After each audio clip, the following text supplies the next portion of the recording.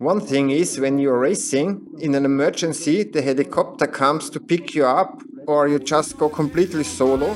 Bisher noch nicht wahr. Ist es wahr oder nur ein Traum? Nein, wir schlafen nicht. Lass uns Wellen reiten gehen. Heute fallen wir. 100 Pro, nicht vom Brett. Kein Augenblick. I got through the first few pumps, had 2 falls. The tire actually looks noticeable softer too. Feeling, I can't say any about it. Now it's time to really open the throttle again.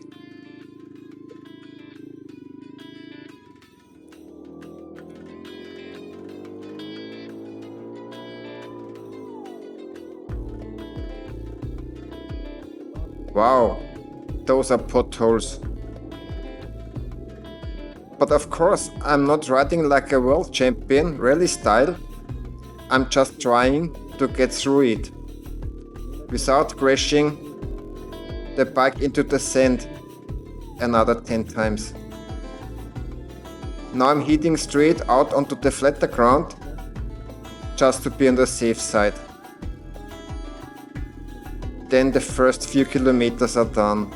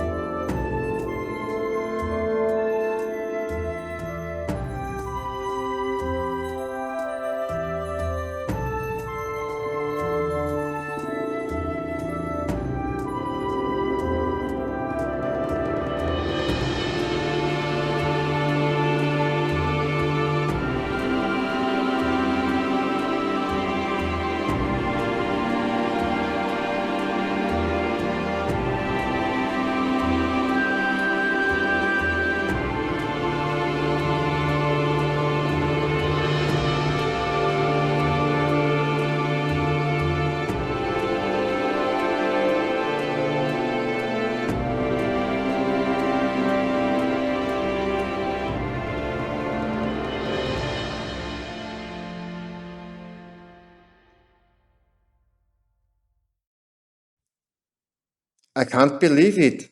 I've actually done it. It's downhill from here and just out onto the flat. How bad is that? I mean, it's not exactly a world class feat, like maybe jumping out of a balloon from 40,000 meters, but not bad at all for a solo ride. Azzurro, well done. You'll get another sip of water this evening. Right, I'll get going on now. In this direction, I've still got, I don't know, 50 kilometers or so. Then I'd basically have reached my stage destination, unless something else unexpected comes up. I'd finish the day relatively early, could lick my non existing wounds, and spend the rest of the day doing something else. Right, I'll just take you down with me now.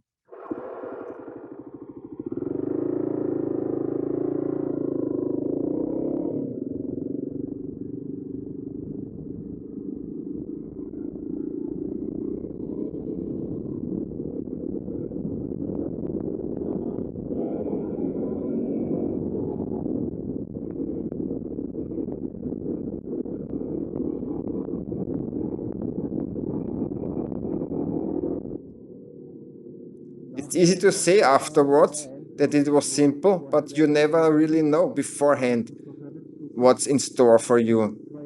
I've certainly studied this a great deal using the tools available on the computer, but things are often different when you are actually there.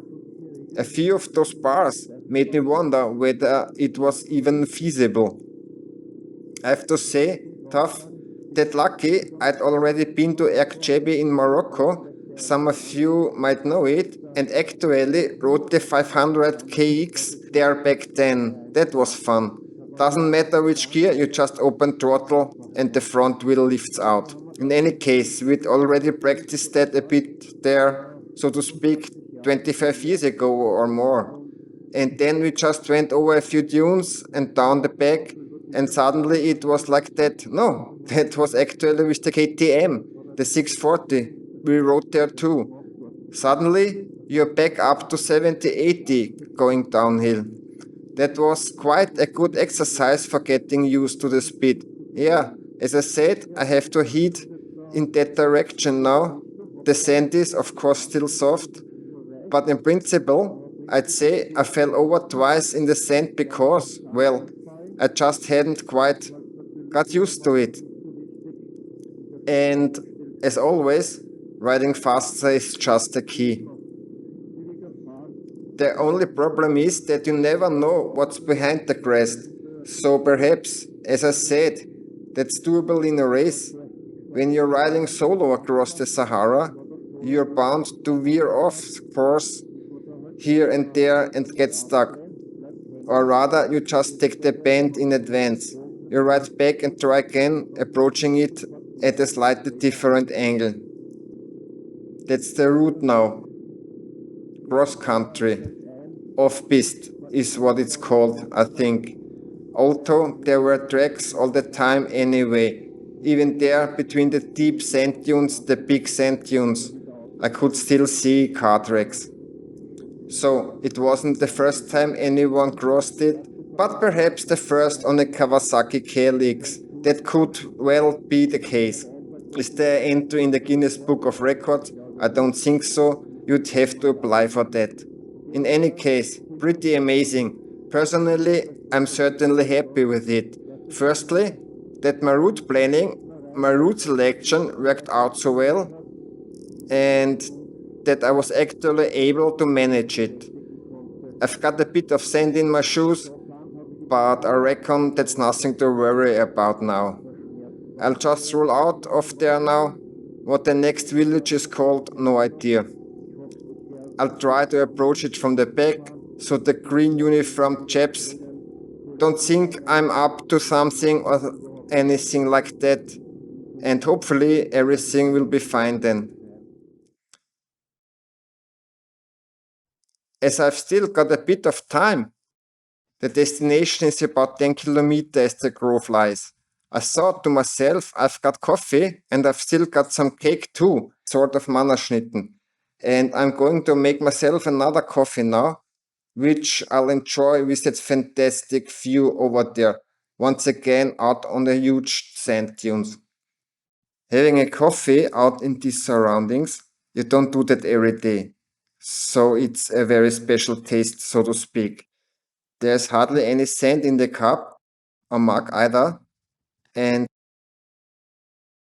so I'll take another sip. If anyone fancies a coffee, I'll drink one for you too. It's all very loose sand out there. That means the moped's been working quite hard the whole time, and I'm already curious to see what the fuel consumption will be. Riding on the tarmac this morning was also rather against the wind, so I was riding at a leisurely pace and already had to open the throttle quite wide, almost entering fifth gear with the headwind. So today is actually a pretty good benchmark for fuel consumption with really deep sand.